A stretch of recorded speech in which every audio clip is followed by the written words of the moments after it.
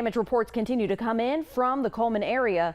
A fallen steeple at a church and damage at a library, to name a few. WAFF 48's Romario Gardner has more. Margaret, with both a church and a library seeing significant damage from the strong wind today, both people I spoke with say they're just grateful no one was injured.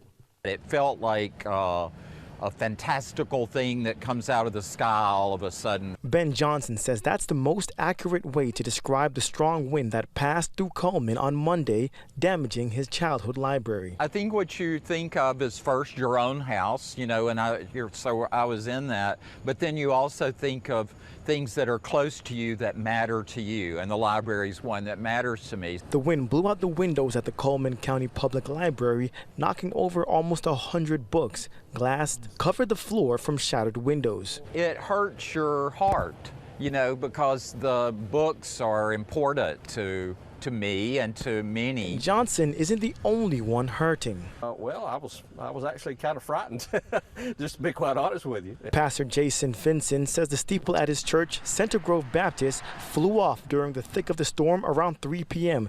He says he was inside when he heard what happened. I heard just a lot of banging and clanging, and honestly thought that the roof might have come off the church, but that's how loud it was.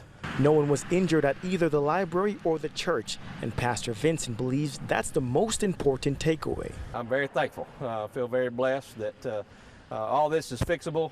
This is damage that can be repaired, and so that nobody was hurt, and our buildings weren't hurt anywhere past that. We were very, very thankful for that. Now, the pastor says he'll have some people come in tomorrow to help move the steeple away from the parking lot, but he doesn't know when exactly it will be fully replaced.